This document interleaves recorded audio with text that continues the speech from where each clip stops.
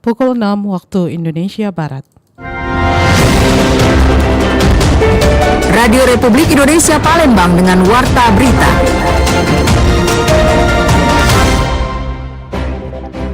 Terjadi tawar-menawar di situ, ya, di dalam chat ini ada semua bukti chat pelaku dengan informan kita.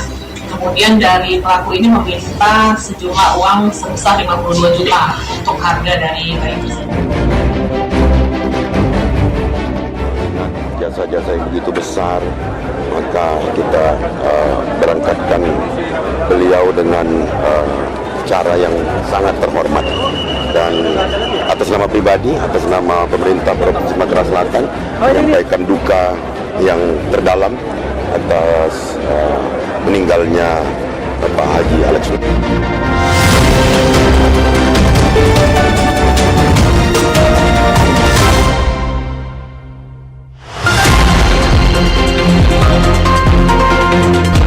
Selamat pagi pendengar, Anda mendengarkan Warta Berita Radio Republik Indonesia Palembang, Sari Berita.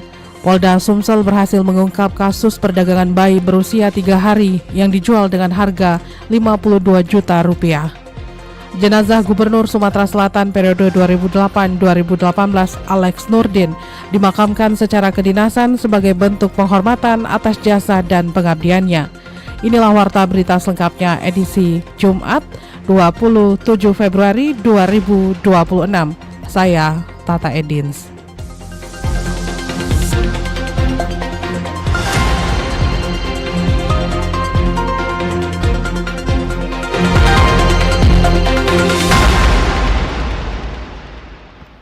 Pendengar, Polda Sumsel berhasil mengungkap kasus perdagangan bayi berusia 3 hari yang dijual dengan harga 52 juta rupiah.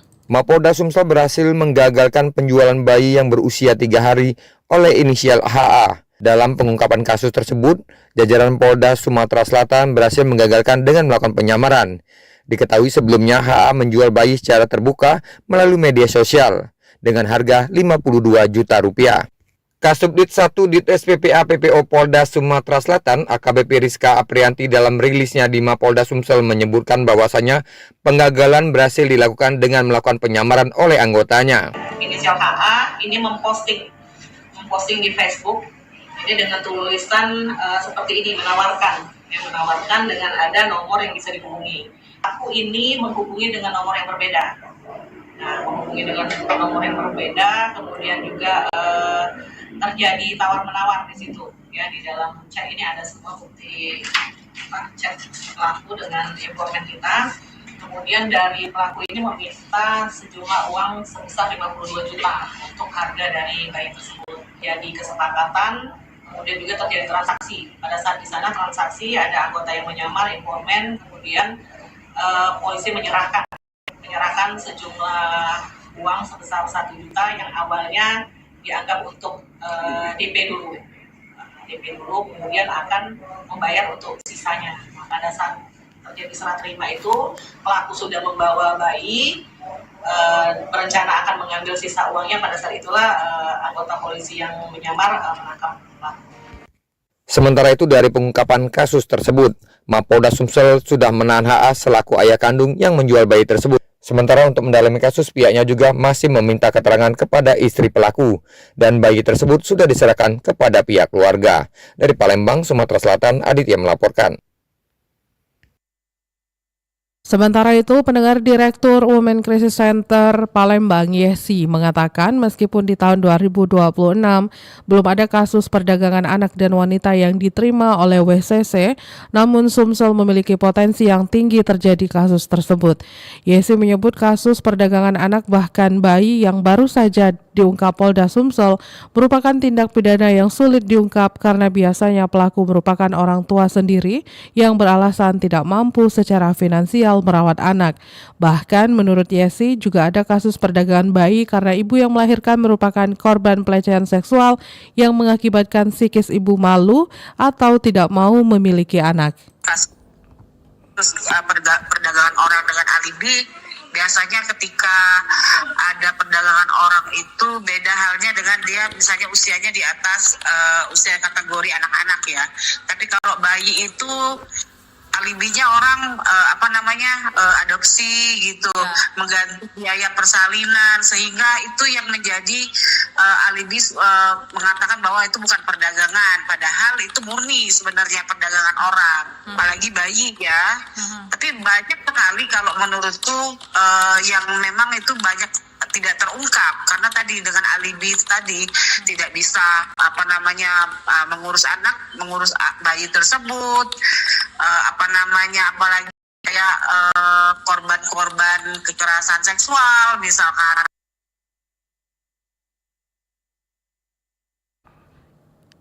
Yesi juga berharap pendengar pihak terkait harus meningkatkan pengawasan ketat terkait perdagangan bayi dan faktor penyebab juga harus disorot seperti peningkatan perlindungan pada perempuan dan anak agar tidak menjadi korban kejahatan dan pelecehan seksual. Selanjutnya pendengar, kita akan dengarkan seperti apa ragam komentar masyarakat.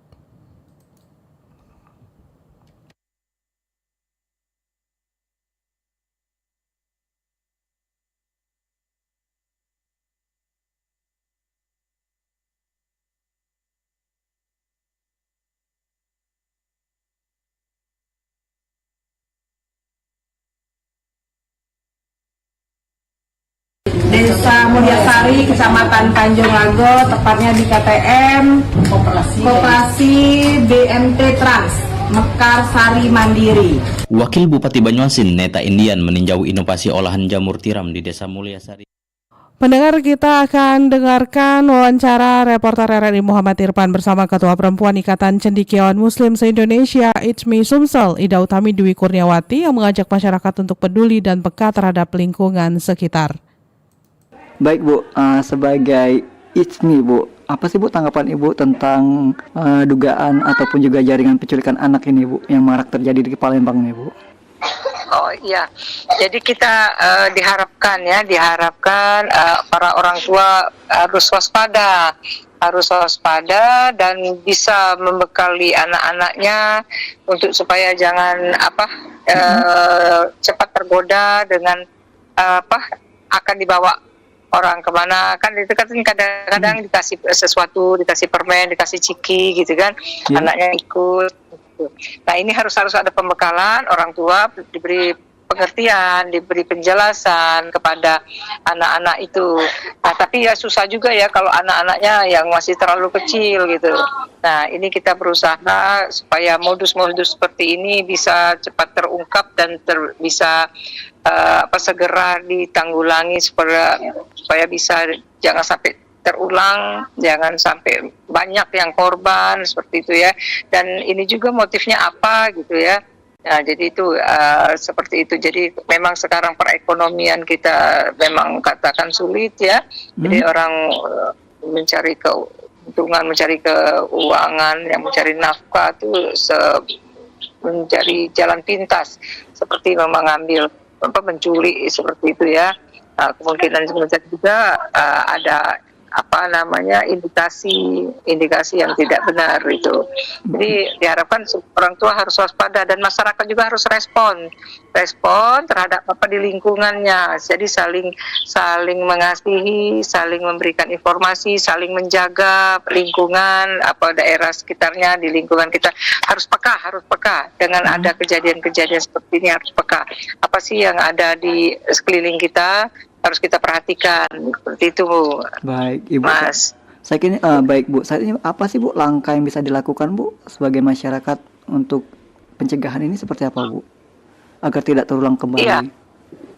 Iya, itu yang pertama yang harus waspada dan harus menjaga anak, bila perlu anak diantar jemput sekolah, terus mainnya juga diawasi, jangan terlalu dilepas seperti itu, jangan liarkan tanda kutip ya, seperti itu.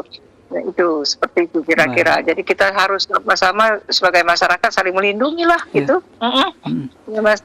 Baik Bu, apa sih Bu bentuk pendampingannya? Oh iya, jadi kita itu kerjasama kepada yang terkait dari kepolisian gitu ya, dari stakeholder yang terkait itu.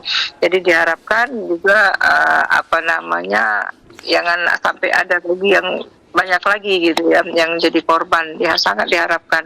Sedih memang seperti kejadian-kejadian yang terakhir ini. Seperti itu Mas. Baik, Ibu. Mudah-mudahan saja memang Sumsel terlepas dari segala musibah dan bahaya.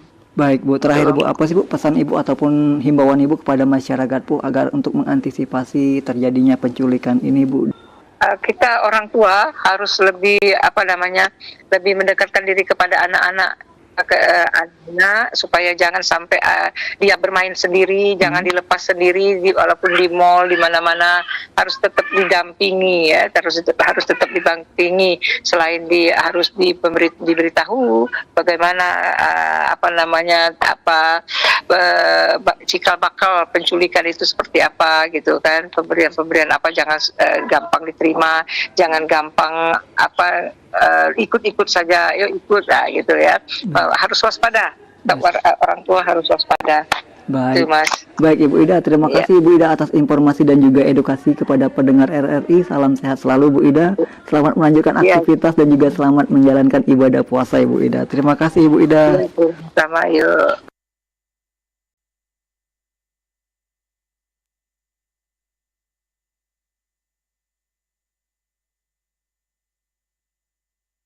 Pendengar selanjutnya kami ajak Anda untuk mendengarkan seperti apa komentar masyarakat terkait dengan kasus penjualan anak yang terjadi di Kota Palembang.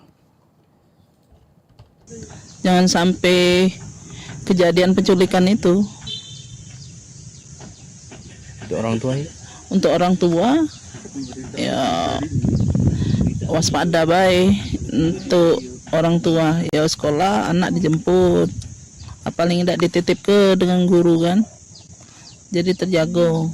Yang paling perlu itu mungkin adanya koordinasi dari kepolisian, dari pemerintahan atau sampai ke desa-desa seperti itu. Koordinasi tentang bagaimana menyikapi jika ketemu orang asing seperti itu kira-kira. Kalau ketemu orang asing misalnya kan, anak-anak sepertinya. Kalau tidak kenal dengan orang tersebut, misalnya diajak untuk mengikuti atau diajaknya ke suatu tempat, anak-anak itu harus berani menolak. Itu dulu, anaknya dulu yang dikasih edukasi. Kalau dikasih seperti itu. Kira-kira seperti itu aja. Kita sebagai masyarakat ya tentunya harus lebih waspada dan lebih hati-hati lagi untuk melihat dan mewaspadai anak bermain di luar rumah, terutama yang jauh dari lingkungan sekitar dan keramaian. Masyarakat juga berharap agar pemerintah dan lembaga terkait lebih meningkatkan pengawasan dan perlindungan terhadap anak-anak, serta memberikan edukasi kepada anak-anak di bawah umur dan tentunya anak-anak tentang bahaya penculikan dan perdagangan anak. Pada prinsipnya saat ini TPPO sedang marak memang yang berada di Indonesia. Kita sebagai masyarakat harus antisipasi. Pertama, kita dengan menjaga keluarga kita, anak-anak kita, jangan melakukan pekerjaan yang sendiri-sendiri yang begitu menantang. Kita harus menjaga keluarga kita dari janji-janji mulut orang yang ingin membawa keluarga kita. Upaya yang dapat dilakukan pemerintah yaitu dengan membuat suatu peraturan pemerintah, kepres atau sejenisnya, sehingga dapat membuat efek jera kepada orang-orang yang melakukan TPPO tersebut. Diharapkan kepada aparat untuk dapat mencegah ini dengan melakukan sweeping, melakukan antisipasi, dapat memberikan sosialisasi kepada masyarakat, terutama kepada ketua RT, mungkin kepada ketua RW, lurah, camat, untuk memberikan masukan dan memberikan arahan modus-modus dan cara-cara orang melakukan TPPO tersebut. Dengan diterbitkannya kepres tentang TPPO ini, diharapkan yang melakukan TPPO tersebut dapat efek jera, karena diharapkan TPPO ini menjerat orang-orang yang melakukan penculikan, yang melakukan sesuatu di luar dari ketentuan. Warta berita ini disiarkan secara langsung melalui RRI Pro 1 Palembang di 92,4 FM dan disiarkan juga melalui streaming YouTube Pro 1 RRI Palembang dan aplikasi RRI Digital yang bisa diunduh melalui Play Store dan App Store. Anda masih bersama Warta Berita RRI Palembang.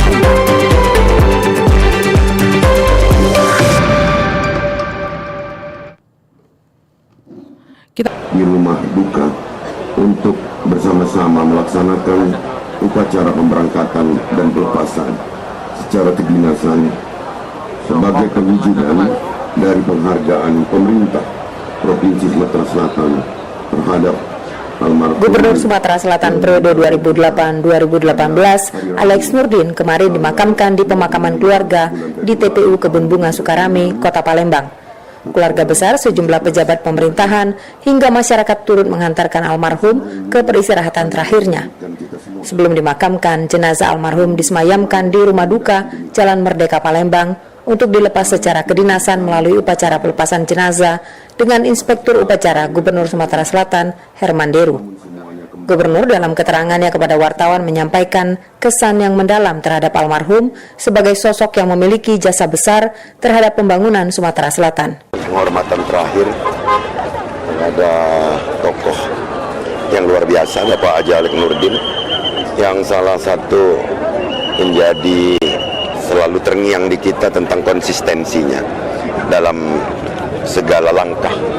Artinya contoh berpartai, beliau tidak pernah berganti partai, beliau konsisten, beliau menjadi birokrat sampai dengan terakhir hidupnya masih mengabdi juga sebagai DPR RI. Ini tentu dalam kehidupan beliau banyak sekali memberikan kontribusi pikiran, gagasan, juga serta langkah untuk perbaikan Sumatera Selatan. Jenazah almarhum Alex Nurdin dilepas dan kemudian disolatkan di Masjid Agung Palembang. Suasana haru menyelimuti prosesi pemakaman. Hadir istri Eliza Alex, Dodi Alex, Luri Alex, dan keluarga besar lainnya. Kehadiran para pejabat tersebut menjadi bentuk penghormatan atas pengabdian Alex Nurdin selama menjabat sebagai gubernur. Sejumlah warga juga tampak memadati area pemakaman untuk memberikan penghormatan terakhir.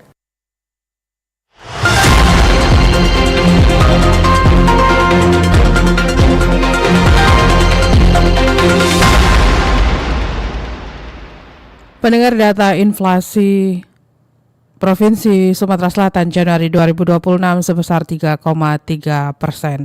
Informasi ini nanti akan kami sampaikan setelah berita pemerintah Kota Palembang menyelenggarakan pasar murah untuk menjaga stabilitas harga bahan pokok selama bulan Ramadan hingga menjelang Hari Raya Idul Fitri. Pemerintah Kota Palembang mengadakan pasar murah di Kampung Tangguh, Kelurahan 9 Ilir, Kecamatan Ilir Timur 3, Palembang.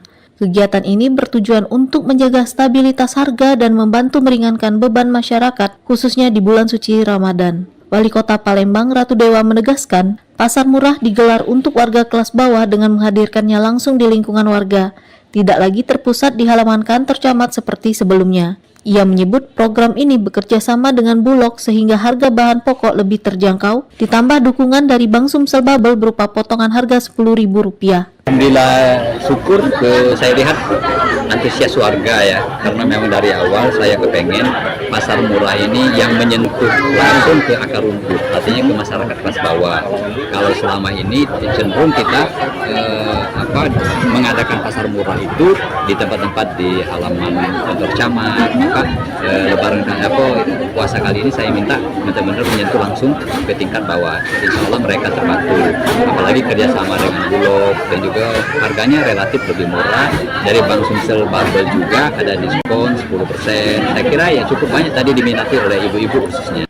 Sementara itu, Kepala Bidang Sarana, Stabilitas dan Distribusi Perdagangan Dinas Perdagangan Kota Palembang, Elsa Noviani mengatakan, pasar murah ini merupakan program pemerintah Kota Palembang untuk mengendalikan harga bahan pokok yang digelar di 18 kecamatan. Untuk Kecamatan Ilir Timur 3 menjadi lokasi ketujuh dalam kegiatan tersebut.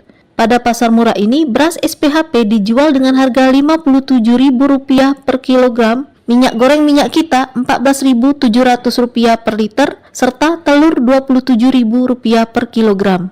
Jadi kegiatan hari ini adalah salah satu kegiatan pemerintah Kota Palembang yang untuk pelaksanaan pasar murah, di mana kita salah satu upaya untuk pengendalian inflasi yang ada di Kota Palembang. Pasar murah ini kita laksanakan di 18 kecamatan dan di Ilir Timur 3 ini adalah yang pelaksanaan hari ke-7. Kita mulai 18 Februari yang lalu, ditutup tanggal 13 Maret yang akan datang. Adapun yang dijual di sini kita bekerja sama dengan Bulog menjual beras SPAT seharga 57.000 per 5 kilo dan juga ada minyak kita bekerjasama langsung dengan distributor seharga 14.700. Dimana kita tahu saat ini di pasar minyak kita ini dijual 17.000 sampai 18.000. Ada juga telur di sini dijual 27.000. Kita di pasar sudah mencapai 30.000. Yang lain-lain bahan pokok lain juga ada tersebut yang belanja di sini. Menurut Rika, salah satu pengunjung pasar murah mengungkapkan selisih harga yang ditawarkan lebih murah dibandingkan pasar, sehingga sangat membantu masyarakat khususnya warga dengan penghasilan terbatas di tengah kondisi harga kebutuhan yang cenderung naik. Lumayan lah kalau dibanding untuk ibu-ibu rumah tangga, agak miring. Bagaimana Bu, diadakan setiap hari atau Pacak ya seminggu sekali aja lah, kalau sehari itu kan habis duit kan. Kalau seminggu sekali lumayan. Membantu. Sangat membantu. Operasi pasar murah ini akan dijadwalkan hingga 13 Maret dan terbagi di seluruh kecamatan Kota Palembang untuk menjaga stabilitas harga serta memastikan ketersediaan pasokan bahan pangan bagi masyarakat selama bulan Ramadan hingga menjelang Hari Raya Idul Fitri. Dari Palembang, Sumatera Selatan, Erlin Fartesa melaporkan, Pro 1 RRI terus mengudara untuk Indonesia. Data inflasi Provinsi Sumatera Selatan Januari 2026 sebesar 3,33%, lebih rendah dibandingkan angka inflasi nasional mencapai 3,55%. Gubernur Sumatera Selatan Herman Deru baru-baru ini mengeluarkan instruksi tegas kepada seluruh organisasi perangkat daerah atau OPD dan pemangku kebijakan untuk memperketat pengawasan harga bahan pokok. Hal ini dilakukan guna menjaga inflasi tetap terkendali di wilayah Sumatera Selatan. Menurut data, inflasi di Provinsi Sumatera Selatan pada Januari tahun 2026 tercatat sebesar 3,33%, lebih rendah dibandingkan angka inflasi nasional yang mencapai 3,55%. Gubernur Sumatera Selatan Herman Deru menegaskan bahwa pengendalian inflasi harus dilakukan secara langsung di lapangan, tidak hanya melalui rapat atau kebijakan di balik meja, harus nyata di masyarakat. Pernyataan ini mengingatkan jadi para kepala dinas, para pembantunya, para kepala daerah turun aja ke lapangan, informasikan, koordinasikan kalau ada yang melonjak. Untuk mendukung upaya tersebut, Kepala Perwakilan Bank Indonesia Sumatera Selatan Bambang Pramono mengatakan pasar murah dan program Gerakan Pangan Harga Stabil atau GPIPS menjadi strategi jangka menengah yang akan diterapkan untuk menstabilkan ketersediaan pangan serta harga-harga kebutuhan pokok. Program ini diharapkan bisa menjadi solusi efektif dalam mengendalikan harga di pasar-pasar tradisional. Kita perlu melakukan upaya apakah operasi pasar. Kalau mereka menaikkan, kalau ada barang, akhirnya kan konsumen beli kepada yang murah kan, gitu kan. Akhirnya dia jualan juga kan, dijual juga ini kan dengan harga murah juga ini. Harapannya seperti itu, sehingga kenaikan inflasinya nggak ada. Pangan sejahtera ini biar sejalan dengan program Astacita, yaitu ketahanan pangan gitu. Seperti itu, makanya namanya GPIPS. Kalau udah kebutuhan di Sumsel terpenuhi, maka bisa kita ke antar provinsi, itu bagus kan? Gitu.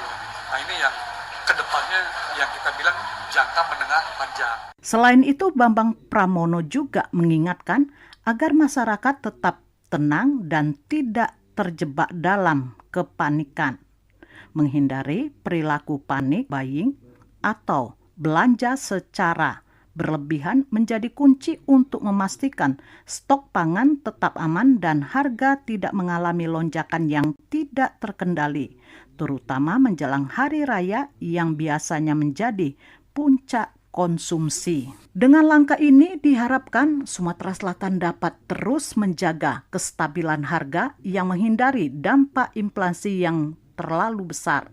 Tentunya peran aktif dari seluruh pihak akan sangat menentukan kelancaran upaya tersebut. Lamsihar Silitonga melaporkan.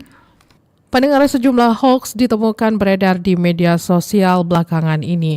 Berikut hasil penelusuran tim Cek Fakta, maksud kami, redaksi Radio Republik Indonesia Palembang, untuk mencari kebenaran informasi sebenarnya yang disampaikan oleh Rian Apridani. Saya mengajak kepada kita semuanya untuk berani dan melawan yang namanya hoax. Jangan takut, jangan ragu. You have to speak up. Kalau jelas-jelas ini informasinya nonsens, nggak masuk. Itu hoax. Kalau pemerintah sudah bilang versi pemerintah itu hoax, ya dia hoax. Cek fakta.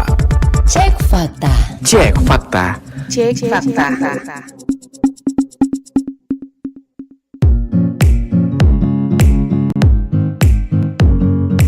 Tautan link pendaftaran haji gratis dari pemerintah untuk 100 orang beruntung beredar di media sosial.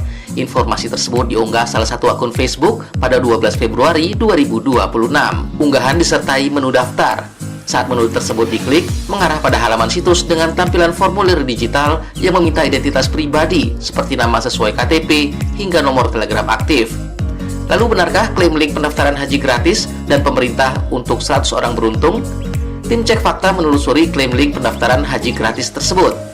Dalam unggahannya, Kementerian Agama meminta masyarakat waspada terhadap penipuan dengan beredarnya hoax tentang pemberangkatan haji gratis di berbagai kanal media sosial yang mengatasnamakan Direktorat Penerangan Agama Islam.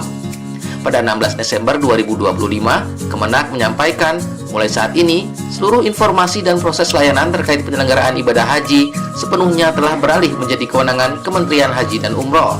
Hasil penelusuran Cek Fakta tentang klaim link pendaftaran haji gratis dari pemerintah untuk 100 orang beruntung adalah tidak benar.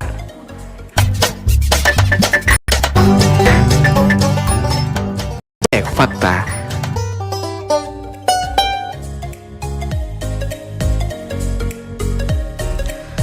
Tim Cek Fakta mendapati klaim link pendaftaran untuk mendapatkan bantuan bibit ikan via Telegram.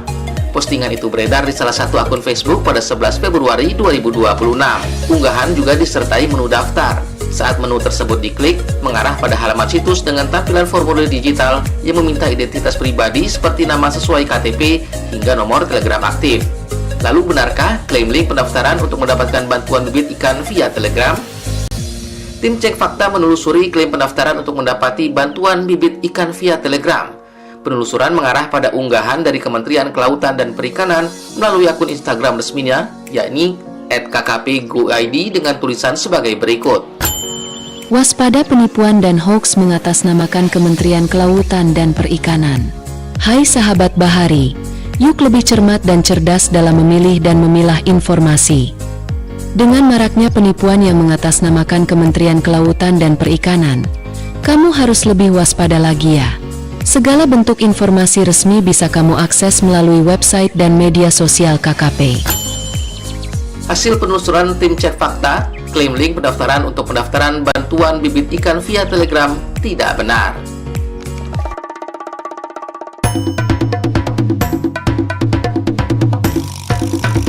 Cek Fakta. Video yang menarasikan Presiden Prabowo Subianto mengumumkan pencairan bantuan sosial atau bansos sebesar 7 juta rupiah per NIK KTP kepada masyarakat ditemukan di media sosial. Informasi tersebut diunggah salah satu akun Facebook pada 16 Februari 2026. Dalam video unggahan yang beredar, Prabowo memakai kemeja putih dan peci berwarna hitam. Postingan juga ditambah dengan foto KTP. Lalu benarkah klaim video Presiden Prabowo Subianto mengumumkan pencairan bansos sebesar 7 juta rupiah per NIK KTP? Penelusuran menemukan klaim video tersebut identik dengan pidato Prabowo Subianto saat membuka Kongres ke-18 Muslimat Nahdlatul Ulama yang berlangsung di Jatim International Expo, Surabaya, Jawa Timur pada Senin 10 Februari 2025. Dalam video lengkap, tidak ada pernyataan bahwa Prabowo mengumumkan pencairan bansos 7 juta rupiah per NIK KTP. Hasil penelusuran Tim Cek Fakta, klaim video Presiden Prabowo Subianto mengumumkan pencairan bansos sebesar 7 juta rupiah tidak benar.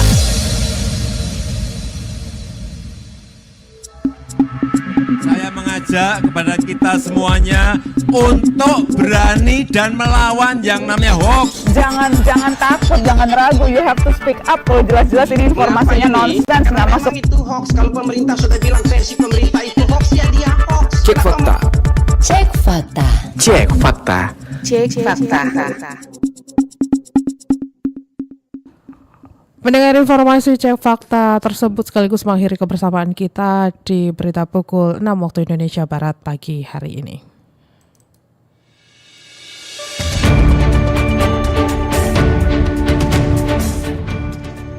Sekian warta berita Radio Republik Indonesia Palembang. Sebelum berpisah kami sampaikan kembali pokok-pokok berita.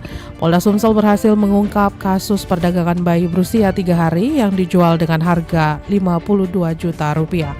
Jenazah Gubernur Sumatera Selatan periode 2008-2018 Alex Nurdin dimakamkan secara kedinasan sebagai bentuk penghormatan atas jasa dan pengabdiannya. Informasi lainnya dapat Anda akses melalui website kami di rri.co.id dan WhatsApp channel RRI Palembang. Anda juga bisa mengikuti media sosial terverifikasi kami di Facebook, Instagram, TikTok, dan X @RRI Palembang. Kami juga membuka ruang aspirasi bagi Anda untuk menyampaikan sejumlah persoalan dan peristiwa yang berada di sekitar Anda melalui line WhatsApp dan juga SMS di 0821 7927 9090 serta pesan chat melalui aplikasi RRI Digital. Mewakili kerabat kerja yang bertugas, saya Tata Edin, selamat pagi. Demikian Warta Berita Radio Republik Indonesia Palembang.